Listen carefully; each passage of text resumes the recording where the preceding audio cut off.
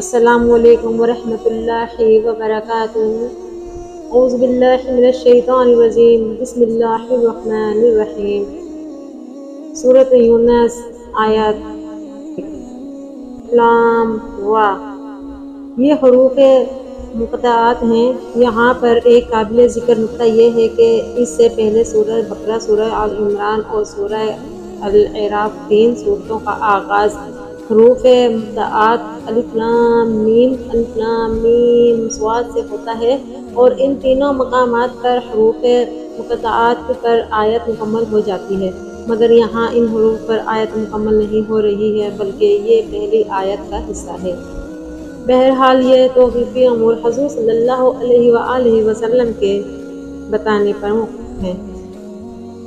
نحو بیان وغیرہ کے کسی اصول یا قاعدے کو یہاں دخل نہیں ہے۔ تلک آیت الکتاب الحکیم، یہ بڑی حکمت بھری کتاب کی آیات ہے۔ اکان للناس عجبا ان اوحینا الی رجل منہم، کیا لوگوں کو بہت تعجب ہوا کہ ہم نے وحی بھیج دی ایک شخص پر انہی میں سے۔ ان انذر الناس وبشر الذین آمنوا ان لهم قدم صدق عند ربهم، کہ آپ صلی اللہ علیہ وآلہ وسلم لوگوں کو خبردار کر دیجئے اور اہل ایمان کو بشارت دے دیجئے کہ ان کے لیے ان کے رب کے پاس بہت اونچا مرتبہ ہے۔ قال الکافرون ان ھذا لساحر مبین، اس پر کافروں نے کہا کہ یہ تو ایک کھلا جادوگر ہے، یعنی یہ تو اللہ کی مرضی پر منحصر ہے، اس کا فیصلہ ہے کہ وہ اس منصب کے لیے انسانوں میں سے جس کو چاہے پسند فرما کر منتخب کر لے۔ اگر اس نے محمد صلی اللہ علیہ وآلہ وسلم کا انتخاب کر کے آپ صلی اللہ علیہ وآلہ وسلم کو بذریعہ وحی انداز شیر کی خدمت پر مامور کیا ہے تو اس میں تعجب کی کون سی بات ہے؟ ان ربکم اللہ الذی خلق السماوات والارض فی 6 ایام، یقیناً تمہارا رب وہ اللہ ہے جس نے آسمانوں اور زمین کی تخلیق فرمائی 6 دنوں میں۔ ثم استوى علی العرش یدبر الامر، پھر وہ عرش پر مطمئن ہو گیا اور وہ تدبیر کرتا ہے ہر معاملے کی۔ اللہ تعالیٰ اپنی مشیت اور منصوبہ بندی کے مطابق پوری کائنات کا انتظام سنبھالے ہوئے ہے۔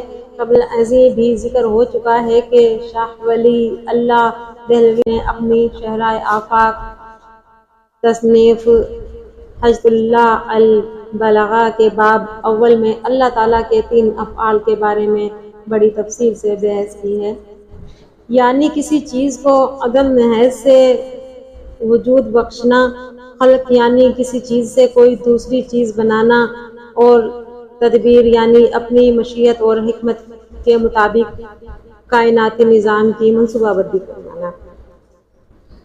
ما من شفیع الا من بعد اذنہ، نہیں ہے کوئی بھی شفاعت کرنے والا مگر اس کی ذات کے بعد، کوئی اس کا اذن حاصل کیے بغیر اس کے پاس کسی کی سفارش نہیں کر سکتا۔ اس سے پہلے آیت الکرسی سورۃ البقرہ میں بھی شفاعت کے بارے میں اسی نوعیت کا استثناء آ چکا ہے۔ ذالکم اللہ ربکم فاعبدوہ افلا تذکرون، وہ ہے اللہ تمہارا رب، بس تم اسی کی بندگی کرو تو کیا تم نصیحت پہ اخذ نہیں کرتے؟ الیہ مرجعکم جمیعا وعد اللہ حقا، تم سب کا لوٹنا اسی کی جانب ہے، یہ وعدہ ہے اللہ کا سچا۔ انہ یبدأ الخلق ثم یعیدہ، وہی ہے جو خلق کا آغاز کرتا ہے پھر وہی اس کا اعادہ کر دے گا۔ پہلے کسی کام کا کرنا یا ابتدائی طور پر کسی چیز کو تخلیق کرنا مشکل ہوتا ہے، جبکہ اس کا اعادہ کرنا نسبتاً آسان ہوتا ہے۔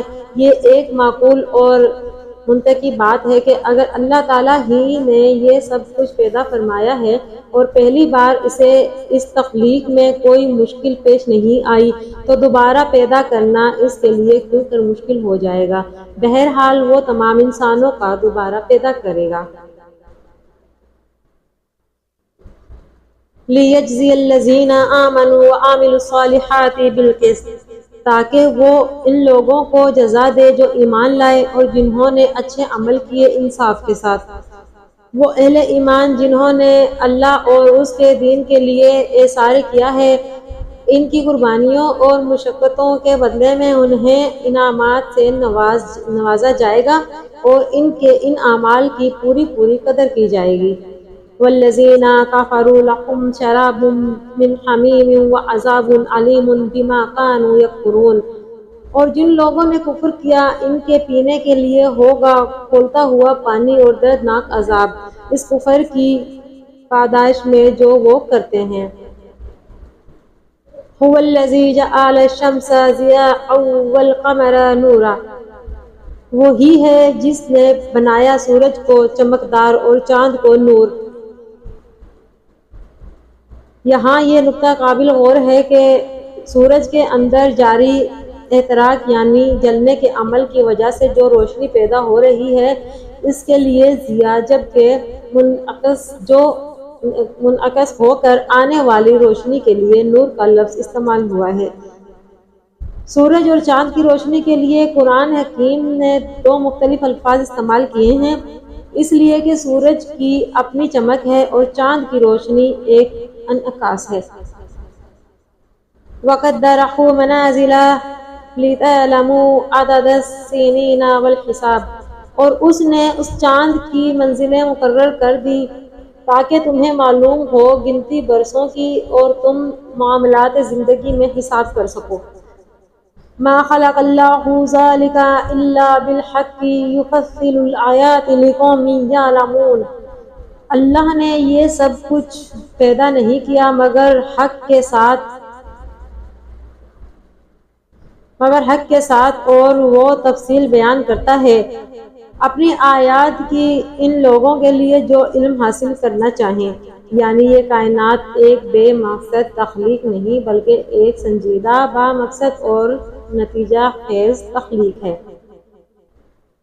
اِنَّ فِي اخْتِلَافِ اللَّيْلِ وَالنَّهَارِ وَمَا خَلَقَ اللَّهُ فِي السَّمَاوَاتِ وَالْأَرْضِ لَآيَاتٍ لِقَوْمٍ يَتَّقُونَ، یقیناً رات اور دن کے بدلنے میں اور جو کچھ اللہ نے بنایا ہے آسمانوں میں اور زمین میں یقیناً نشانیاں ہیں ان لوگوں کے لیے جن کے اندر تقویٰ ہے۔ ان نشانیوں سے وہی لوگ سبق حاصل کر کے مستفید ہو سکتے ہیں جن کے اندر خوف خدا ہے اور ان کی اخلاقی حس بیدار ہوتی ہے۔ ان الذین لا یرجون لقاءنا، بے شک وہ لوگ جو ہم سے ملاقات کے امیدوار نہیں ہیں۔ یہاں پر یہ نکتہ نوٹ کریں کہ یہ الفاظ اس صورت میں بار بار دہرائے جائیں گے۔ اصل میں یہ ایسی انسانی سوچ اور نفسیاتی کیفیت کی طرف اشارہ ہے جس کے مطابق انسانی زندگی ہی اصل زندگی ہے۔ انسان کو غور کرنا چاہیے کہ یہ انسانی زندگی جو ہم اس دنیا میں گزار رہے ہیں اس کی اصل حقیقت کیا ہے۔ اسے محاورتاً 4 دن کی زندگی قرار دیا جاتا ہے۔ عمر دراز مانگ کے لائے تھے 4 دن، 2 آرزو میں کٹ گئے 2 انتظار میں۔ اگر انسان اس دنیا میں طویل عمر بھی پائے تو اس کا ایک حصہ بچپن کی ناسمجھی اور کھیل کود میں ضائع ہو جاتا ہے۔ شعور اور جوانی کی عمر کا تھوڑا سا وقفہ اس کے لیے کارآمد ہوتا ہے، اس کے بعد جلدی ہی بڑھاپا اسے اپنی گرفت میں لے لیتا ہے اور وہ دیکھتے ہی دیکھتے لَقِيلَ يَعْلَمَ بَعْدَ عِلْمٍ شَيْئًا کی جیتی جاگتی تصویر بن کر رہ جاتا ہے۔ تو کیا انسانی زندگی کی حقیقت بس یہی ہے؟ اور کیا اتنی سی زندگی کے لیے ہی انسان کو اشرف المخلوقات کا لقب دیا جاتا ہے؟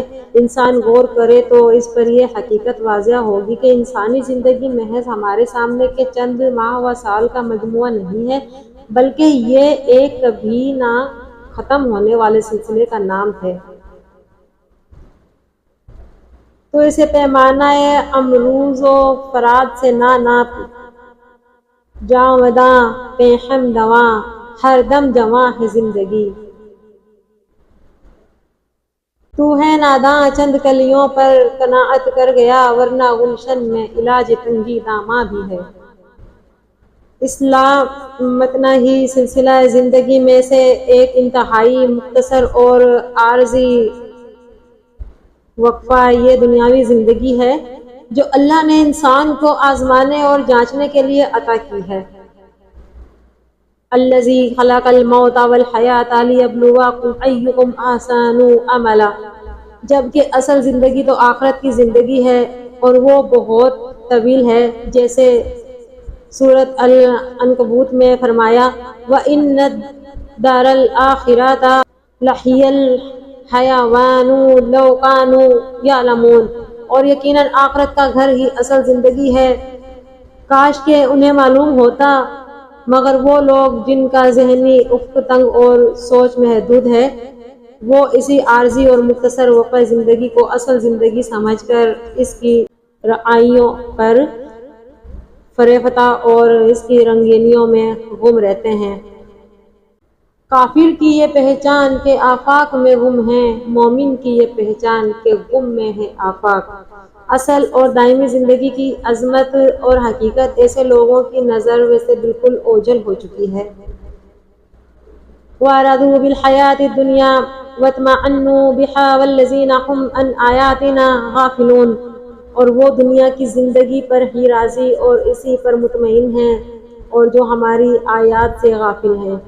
انسانوں کے اندر اور باہر اللہ کی بے شمار نشانیاں موجود ہیں اور ان کی فطرت انہیں بار بار دعوت فکر دیتی ہے۔